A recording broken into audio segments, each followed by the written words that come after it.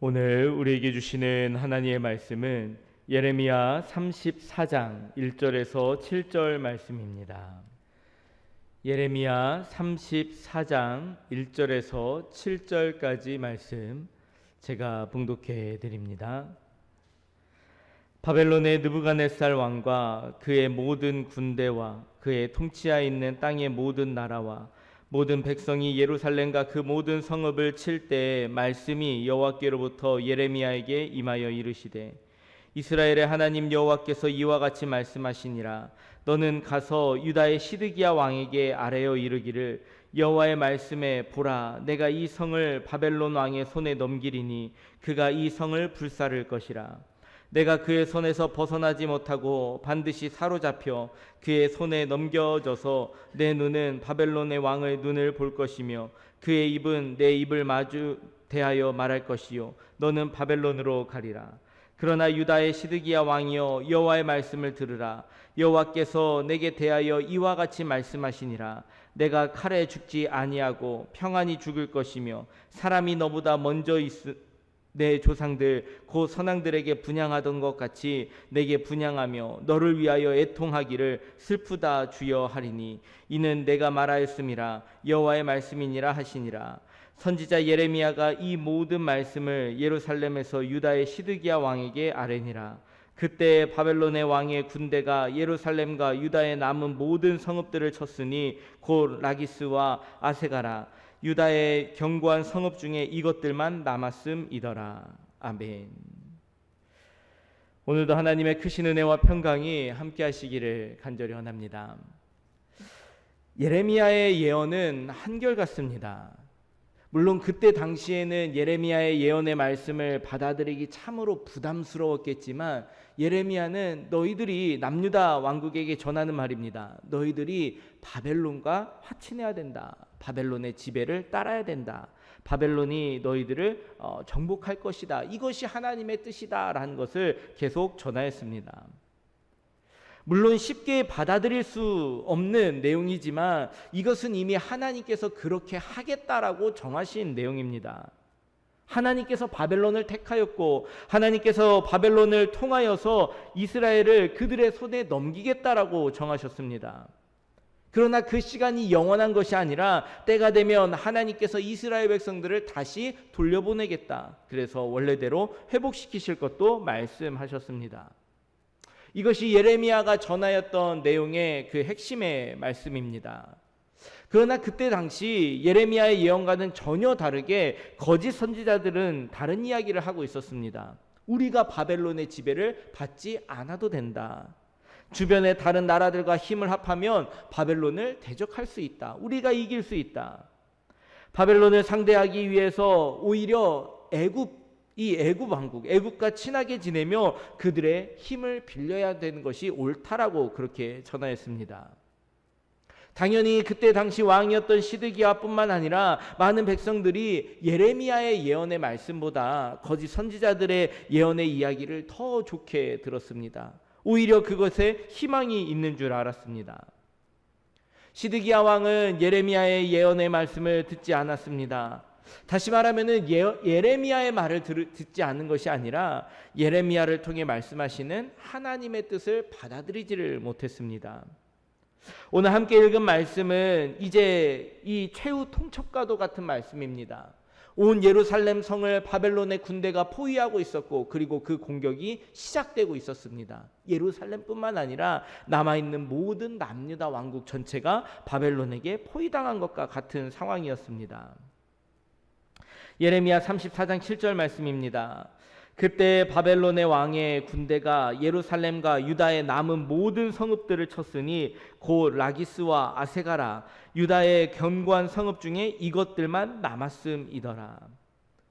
그나마 남유다 왕국에서 그래도 견고한 성이라고, 철옹성이라고 여기면서 끝까지 버텨왔던 라기스와 아세가라고 하는 이 두 성읍 역시도 이제는 포위당하고 공격당하고 함락당하게 되었다라는 것입니다.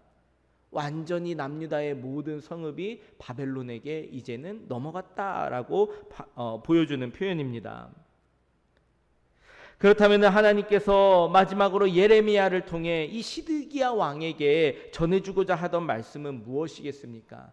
사실상 이미 남유다의 멸망은 이미 진행되어지고 있습니다. 이미 바벨론이 그동안 남아 있었던 모든 성읍들마저도 다 침략하고 정복하였습니다. 이제는 다 끝난 것과 같은 상황에서 하나님께서는 예레미야에게 마지막으로 시드기야에게 무엇을 말씀해 주고자 하셨던 것일까요? 오늘 함께 읽은 말씀을 보면 주의 깊게 봐야 할 내용이 있습니다.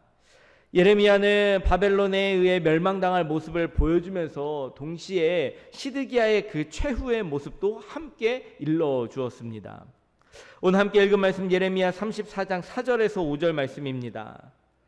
그러나 유다의 시드기야 왕이여 여호와의 말씀을 들으라. 여호와께서 내게 대하여 이와 같이 말씀하시니라. 내가 칼에 죽지 아니하고 평안히 죽을 것이며 사람이 너보다 먼저 있은 내 조상들 곧 선왕들을 분향하던 것 같이 내게 분향하며 너를 위하여 애통하기를 슬프다 주여하리니 이는 내가 말하였음이라 여호와의 말씀이니라 하시니라. 이 말씀만을 보면은 하나님께서 시드기야의 어떤 형편을 좀 봐주시는 듯한 그런 모습처럼 보일 수도 있습니다. 여러분, 그런데 시드기야가 누구냐면은 이스라엘 남유다 왕국에서 다윗 이후에 가장 좋았거나 하나님의 뜻에 합하였거나 선왕이라고 표현되는 자가 바로 요시야라고 하는 왕이었는데 요시야의 아들이 시드기야입니다. 그러나 이 시드기야는 아버지 요시야와는 전혀 다른 길을 걸었습니다. 하나님을 무시하고 오히려 온갖 악행을 일삼았던 그런 악한 왕이었습니다. 그런 악한 왕에게 하나님께서는 그에게 어찌 보면은 바벨론에 의해서 멸망당하여 끔찍한 일을 겪는 것이 아니라 오히려 너는 칼에 죽지 아니하고 오히려 평안히 죽을 것이다라고 말하는 것이 조금은 의아할 수도 있습니다. 또한 시드기야가 죽은 후에도 앞선 조상들과 같이 후손들이 시드기야를 잘 모시면서 칭송하고 분향할 것에 대해서도 이야기해주고 있습니다. 하나님께서는 왜 시드기야에게 그나마 조금이라도 나은 이 최후의 모습을 보여주고 이렇게 말씀하시는 것일까요? 여러분, 그러나 시드기야의 최후가 어떠했는지 예레미야의 마지막 부분에서는 그에 대해 이렇게 분명히 기록하고 있습니다. 예레미야 52장 10절에서 11절 말씀입니다. 바벨론 왕이 시드기야의 아들들을 그의 눈앞에서 죽이고 또 라블라에서 유다의 모든 고관을 죽이며 시드기야의 두 눈을 빼고 놋사슬로 그를 결박하여 바벨론 왕이 그를 바벨론으로 끌고 가서 그가 죽는 날까지 옥에 가두었더라. 예레미야 52장 10절에서 11절에 기록되어져 있는 이 시드기야의 최후의 모습은 무엇이냐면은 분명히 이렇게 그가 죽임을 당합니다. 죽는 순간까지 고통을 당하는데 먼저는 그의 두 눈으로 그의 아들들이 죽는 모습을, 죽임을 당하는 모습을 지켜봐야만 했습니다. 그의 모든 가족들이 죽은 다음에 그 다음에는 남유다 왕국의 그 고관들, 자신을 딱 따르고 믿고 함께했던 그 신하들마저도 죽임을 당하는 것을 직접 바라봐야만 했습니다. 마지막에는 그의 두 눈이 뽑혀서 바벨론으로 끌려갑니다. 그리고 그가 죽을 때까지 감옥에 갇혀 있는 아주 비참하고 끔찍한 최후를 맞이한 것이 시드기야의 마지막의 모습입니다. 하나님께서 예레미야를 통해 평안히 죽을 것이다 말씀하신 내용과는 정반대의 모습입니다. 가장 비참하고 가장 끔찍한 최후를 맞이하였습니다. 그렇다면 오늘 함께 읽은 말씀에서 예레미야에게 들려주신 하나님의 말씀, 그리고 시드기야에게 전해준 이 하나님의 말씀은 도대체 무엇을 말하고 있는 것일까요? 지금까지 예레미야가 하나님의 말씀을 대언했던 것처럼 이제는 우리가 애굽이 아니라 바벨론을 섬기고 하나님 앞에서 회개하며 하나님의 말씀에 순종한다면 너는 더 이상 칼에 죽지 않고 그래도 평안히 죽을 수 있을 것이며 그 이후에도 후손들에게 그래도 잘 선택한 왕이라고 칭송을 받을 수 있게 될 것이라고 하는 마지막 기회를 전해주었던 말입니다. 그러나 이것이 자신을 향한 마지막 기회인지도 모르고 결과적으로는 시드기야는 예레미야의 말을 따르지를 않습니다. 아니 예레미야를 통해 들려주시는 하나님의 그 뜻을 따르지를 않습니다. 결과적으로 시드기야는 개인뿐만 아니라 남유다 왕국의 끔찍한 결말을 앞당기는 그러한 왕으로서 그의 인생을 마칠 수밖에 없었다는 것입니다. 오늘 우리 함께 읽은 이 말씀이 오늘 우리에게 주는 도전이 있다면 무엇이겠습니까? 사실 하나님의 자녀로 살아가는 우리들 모두 이 현재적인 심판을 당하면서 살아가고 있습니다.